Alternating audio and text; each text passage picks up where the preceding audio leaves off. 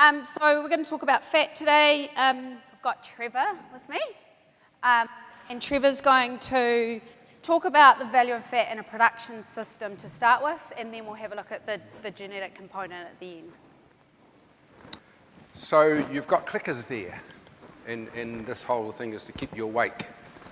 Is fat important to work with wool to keep sheep warm? Sheep have fat as an energy source? Fat sheep are easier to shear, so is fat a component from that aspect? Is fat important to drive ovulation, to drive lamb birth, the vigour of lambs? Or maybe it's all of those. And so polling's open now, yeah. So get on your clickers.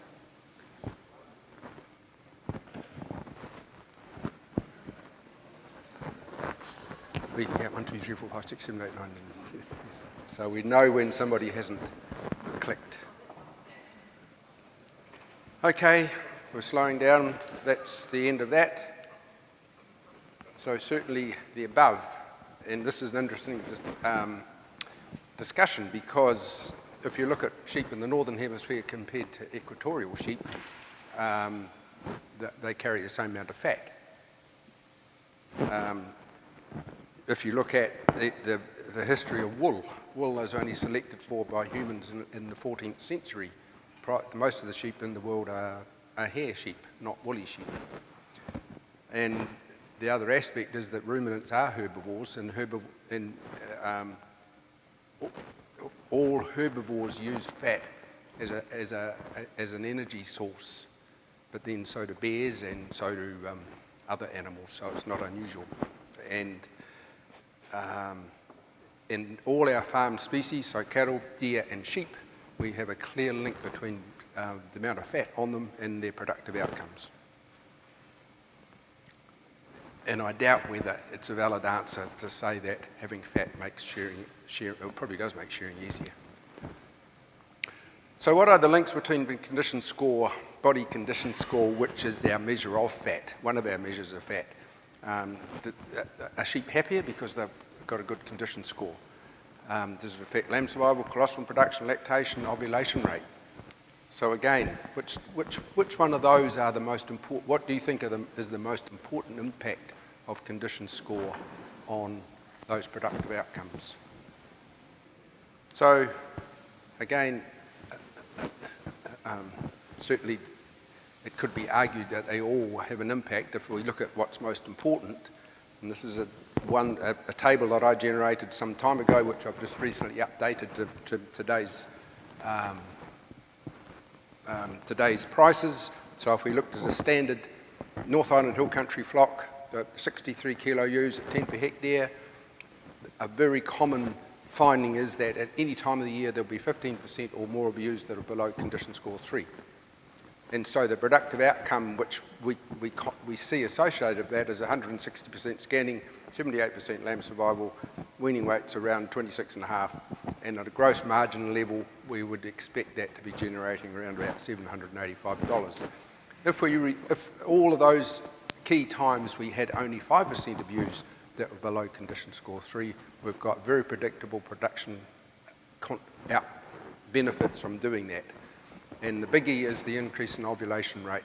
So numbers of lambs born is hugely influenced by condition score.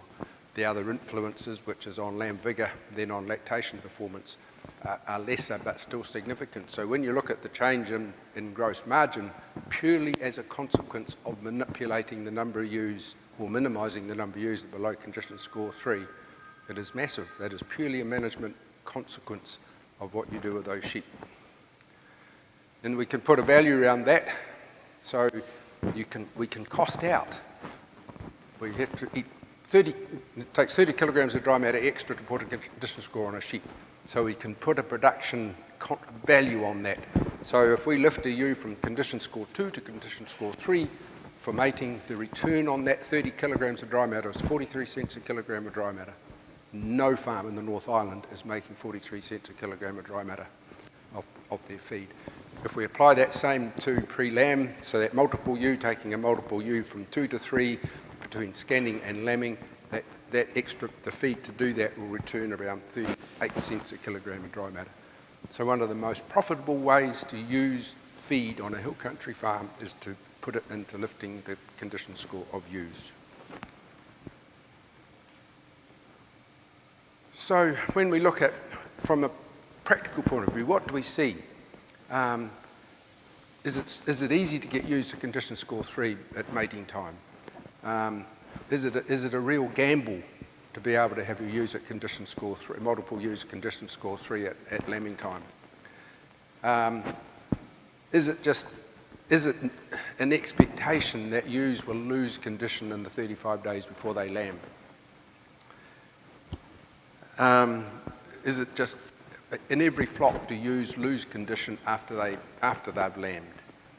And is it just the normal expectation that ewes will gain condition as lactation goes on and have grabbed all that back again by the time they're weaned?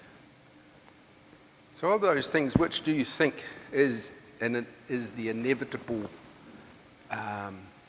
outcome when we look at the impact of where how a multiple ewe is managed? What is the standard outcome? I haven't explained that very well. All those are things that are happened. How realistic is it, or how much do you think that is the normal outcome?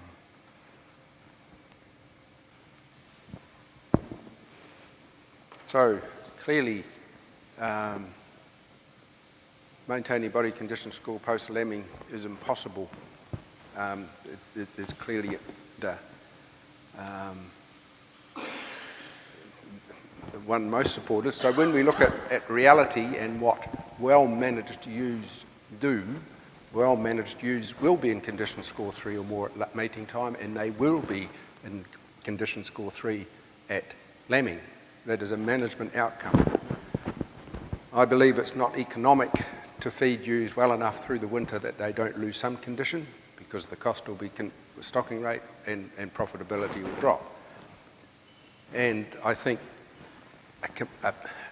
an aspect of a high-performing ewe is her ability to use her body fat to drive early lactation, because it is the time of the year when the feed supply is most uncertain, which is into the early spring.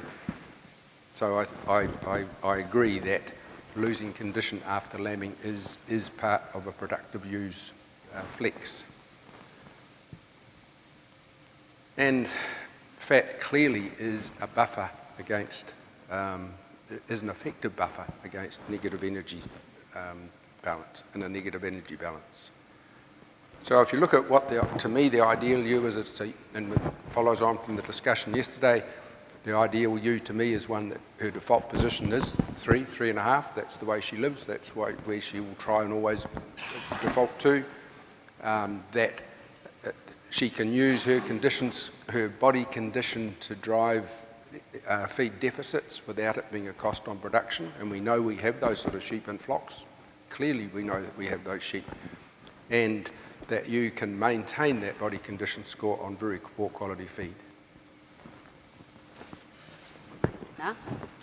So that was a very good note to finish on. So, getting ewes to maintain the body condition score on low quality feed was one of the aspects that we looked at in this trial. So about 4 or 5 years ago, I was pretty interested in fat in general, and in conjunction with beef and lamb genetics, we decided that alongside Headwaters we would start looking in a much more detailed way. So basically came up with the structure. So very fortunate to have had a progeny test that was already existing, and so had a number of sires that were going and being mated to a commercial flock that was producing lambs every single year. And so what we did was we progeny tested those rams and then took all of those respective rams that fit the criteria around those particular traits on the slaughter side of things, right through from growth right through to market, and then they would venture in to the existing breeding platform for the ewes. And once the daughters were on the ground, we embarked on an information collection that started right from weaning right through to however long she stayed in the flock. So we're up to about year 5 now with the intensive data collection. Some of this, or most of this analysis was carried out about 12 months ago, so we've got another cohort of information to come through. So at all stages we were looking at fat in the ewe, we were looking at whether or not she was fat or skinny. We looked at being fat or skinny in the ewe's lifetime at 4 points across the farming calendar. So we looked at mating, which is the obvious place for everybody to think about. We also looked at doing that at scanning, and we also looked at doing that at post-weaning. And then the anomaly that we threw in there was 3 weeks prior to the ram. The reason why we did that was probably somewhat to do with the structure of the Headwaters breeding program. The ewes are thrown out with very large commercial, pretty much from when they're weaned to when they come in for mating. And they are literally in the tussock country, like you would have seen on Country Calendar if you saw, and they are very put under commercial pressure. So in every flock, they've sort of got 3 or 4, if not up to 10,000 ewes joined in with them on normal rotation. So they're literally boxed into commercial flocks. So what that allowed us to do was to look at 2 traits, not just look at body condition score itself across the farming calendar, but to look at whether or not the ewe had the potential to condition herself on low quality feed. So 2 very different aspects. The other side obviously was we had a progeny test flock, so we could look at everything on the slaughter side, which extended right through from weaning weights, so lots of live weight measurement, ultrasonic information, and then right down to a deep cellular level, obviously, to look at omegas, but we won't be presenting any of that today. We'll be stopping at intramuscular fat. So very unique data set. Doesn't really exist anywhere else in the world, as far as I'm aware. And, you know, one of the things, I guess, is taking this information and extending it out into industry, which is the journey that we're just about to embark on. So I've got sort of really key messages here because we don't have a whole lot of time, but you'll see up there we've got body condition score BV and ultrasonic fat depth. You know, essentially you can use ultrasonic fat depth to predict how a ewe is going to condition, or for that matter, use it in a young sire if they've got progeny that are being measured. So you can use ultrasonic fat depth definitely as a really early point to be able to pick out either sires to utilise for that purpose, or to look at dams to be able to keep from a selection point of view. So moving forward, this is the most interesting part. Probably makes complete biological sense when you think about it, but the Viascan GR, so all of these animals were killed through alliance, so we managed to get Viascan GR on everything and body condition score. So we were able to correlate everything through, and as you can see, it's the same trait. So what that means is you select against fat in your breeding program, or take fat out of the carcass, you will inadvertently take off condition in your ewes. So it's an incredibly important point to think about from a welfare point of view. You know, you've heard from Trevor, he has explained the complete importance of having fat within the production system, and so this is something that we have to work through with BLG long-term, how we integrate these results in and make good use of them so that we can turn some of that around. So intramuscular fat, been lots of talk about it. I'm sure everybody knows what it is because of how much talk, but that's just a wee picture to demonstrate. So it's the seams of fat running through the meat rather than any subcutaneous or intermuscular between muscles. So key driver, we've already heard about this at this particular forum, but obviously flavour, tenderness, juiciness, lots of consumer acceptability traits are literally well correlated to IMF. One of the key things that we can see though from the data set that we had is that you really do need to balance up IMF with carcass lean. There is a bit of antagonistic behaviour there. So, essentially you've got to make sure that you're testing animals so that you can pick out animals that are still laying down the right quantities of lean as well as putting in the fat as well. That's the area of progeny testing. Once again, we're incredibly fortunate to have these next generation sites that have been set up, and that would be one of the things that I'd really like to encourage today is people really consider putting animals into that, both maternal dual purpose and or terminal, because you can get hold of some of the information that is required. So if we look at the three traits together, selection, I guess, for body condition score and GR, it won't result the way the genetics works, and it's not a given that you'll get intramuscular fat. So measurement of IMF is absolutely crucial if you want to advance all traits.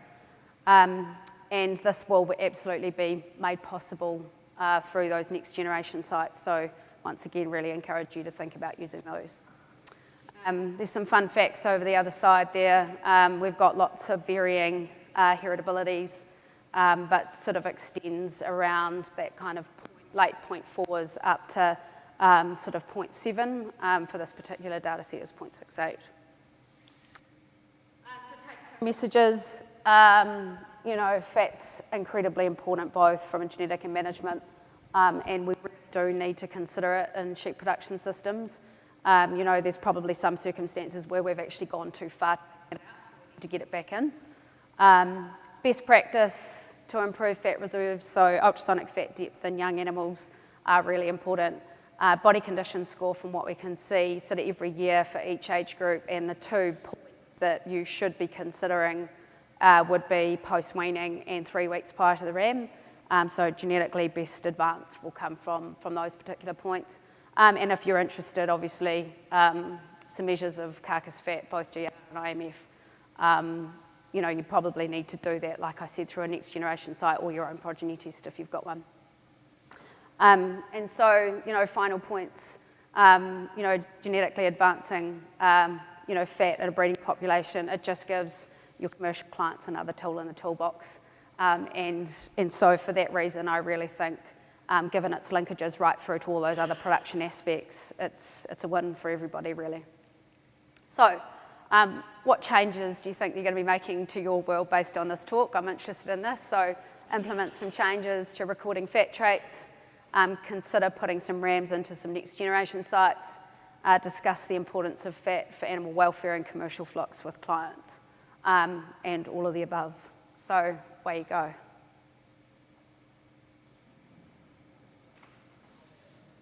Right, I'm going to close the poll, then you guys can move on. Cool, so that's what I wanted to see. Awesome. Right, are there any quick questions, or what have we got, Tricia, in regards to time? 30 seconds, okay, I'll take one question.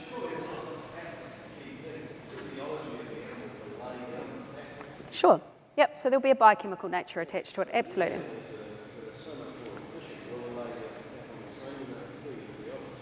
Yeah, but I think the key point that I would make is there's so much variation in the population, and the key is making it consistent, because that's what helps you out.